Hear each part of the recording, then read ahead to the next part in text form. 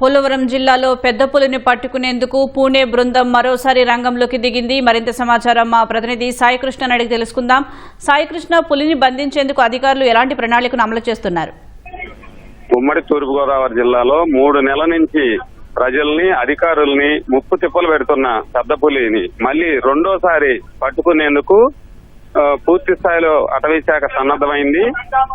ఫిబ్రవరి 6వ తారీఖు రాయవరం మండలం కూర్మాపురంలో పులిని బంధించి విశాఖపట్నంలో సంరక్షణ కేంద్రం వదిలిపెట్టారు. ఆ తర్వాత దానికి ఒక రేడియో కాలర్, శాటిలైట్ కాలర్ అమర్చి ఆ పరికరం తర్వాత దాన్ని పోలవరం జిల్లాలోని పాపికొండల అభయారణ్యంలో వదిలిపెట్టిన తర్వాత మళ్లీ అది గ్రామాల బాట పట్టింది. పెద్ద పులి కాకినాడ జిల్లా, పోలవరం జిల్లాతో పాటు తూర్పుగోదావరి జిల్లాలోనూ సంచరిస్తూ మొత్తం 3 నెలలుగా అది ఎక్కడ ఉన్నది అనేది ఏ రోజుకి ఆ రోజు గుర్తిస్తూనే ఉన్నారు. కానీ అధికారులు గుర్తించినప్పటికీ పట్టుకునేందుకు మాత్రం చేసిన ప్రయత్నాలు అన్ని కూడా విఫలమయ్యాయి. ఇప్పుడు తాజాగా పులిని పట్టుకునేందుకు ప్రత్యేక నిపుణుల బృందాన్ని మరొక్కసారి పూణే నుంచి తీసుకొచ్చారు. పూణే రెస్క్యూ టీం ఇది పులిని సంరక్షించడం, వన్యప్రాణులను పట్టుకోవడంలో వీరికి విశేషమైన అనుభవం ఉంది.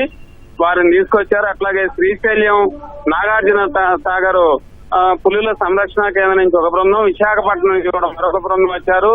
తూర్పుగోదావరి, పోలవరం జిల్లా అటవీ అధికారులు పెద్ద సంఖ్యలో పులిని బంధించేందుకు మొత్తం పూర్తి స్థాయిలో సన్నద్దమయ్యారు. రాష్ట్ర అటవీ శాఖ దళపతి చలపతిరావు కూడా ఇక్కడికి రామన్నపాలెం, ప్రస్తుతం అయితే అక్కడే ఉంది, రంపచోడవరం మండలంలో రామన్నపాలెం వద్ద పోక్స్పాట అటవీ రేంజ్ పరిధిలో పులి అయితే గుర్తించారు. అయితే దాన్ని బయటకు వచ్చిన తర్వాత ఎట్టి పరిస్థితిలో పట్టుకునేందుకు సాంకేతిక పరికరాలతో పాటు మత్తు ఇంజక్షన్లు, అలాగే బోన్లు కూడా సిద్ధం చేసి పెట్టుకున్నారు. ఈ పులిని వాళ్ళ 1-2 రోజుల్లో సురక్షితంగా పట్టుకుంటామని చలపతిరావు కూడా చెప్పారు.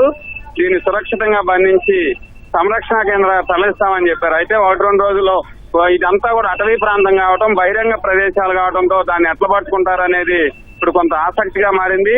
ఇప్పటి వరకు ఈ అటవీ ప్రాంతాలు, కొండలు, గుట్టల్లో పట్టుకునేందుకు చేసిన అన్ని ప్రయత్నాలు విఫలమయ్యాయి.